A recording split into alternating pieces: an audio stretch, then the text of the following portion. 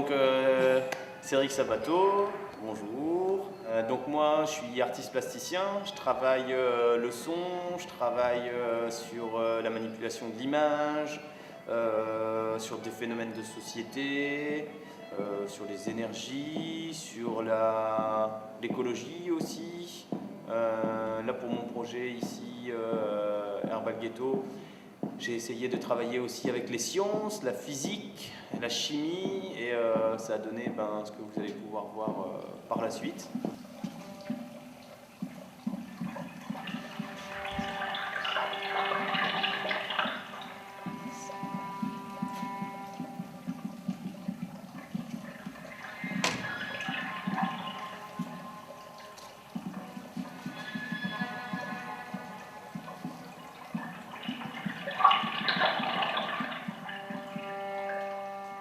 Moi, dans le travail de recherche que j'ai fait pour les Laboréal, en fait, j'ai essayé de fabriquer des lecteurs de matière, on pourrait dire ça comme ça, pour faire une tentative de musique moléculaire et voir un petit peu ce qui se passe à l'intérieur. Donc là, par rapport au projet, on a travaillé beaucoup sur le soleil pour tout ce qui est énergie, et pour tout ce qui est musique moléculaire, on s'est vraiment là, ici, concentré sur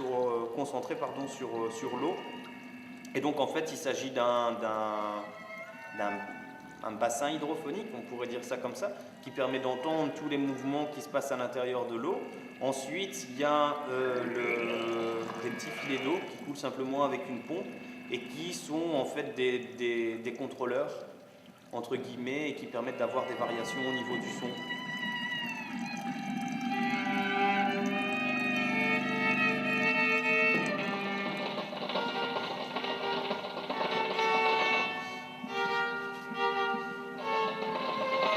Il y a vraiment un gros côté homemade comme ça, et en même temps quelque chose que j'essaie de rendre carré, où voilà, tu as les plans et toi-même tu peux aussi le construire chez toi, et ça revient avec tout ce que tu peux trouver dans ta cuisine, dans le magasin d'à côté, avec des processus, je vais dire, chimiques courants, que voilà, en fait, si tu mélanges tel truc avec tel bazar, ça fait telle réaction, et du coup ça fait telle et telle chose au niveau du lecteur de matière, tout simplement.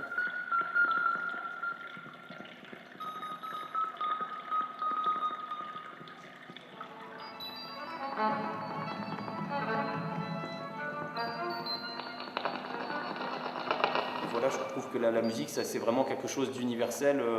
Tout le monde peut être sensible à ça, en fait. Et donc, ça accentue aussi le fait que je veux vraiment à tout prix démocratiser le projet d'Herbal Ghetto.